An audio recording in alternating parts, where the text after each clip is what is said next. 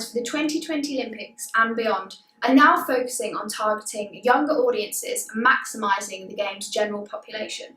But there are still sports that you would think would be in the Olympics that simply aren't. If baseball is coming to 2020, why not softball? And if basketball, why not netball?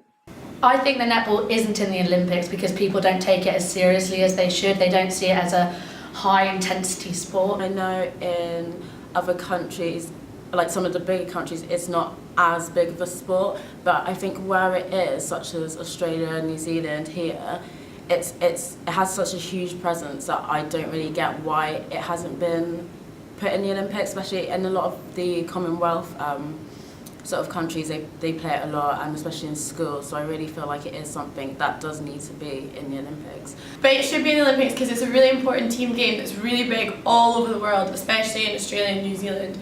I think so undervalued, such an undervalued sport, like, because it's so fun to watch, you get a great atmosphere out of it, and it's so technical as well. I don't think people realise how technical the game actually is. And if other countries tried it, then they might love it too, and then it could get in the Olympics.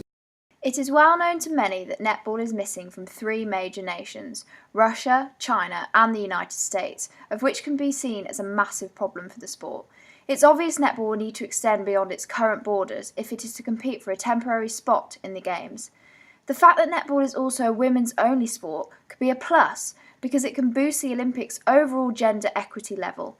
At the 2012 Olympics, women were at 44% of athletes overall, something that could certainly be improved with netball's participation. However, what netball must now do is demonstrate the strength of international netball membership, focus on inclusion in multi-sports events and growing participation.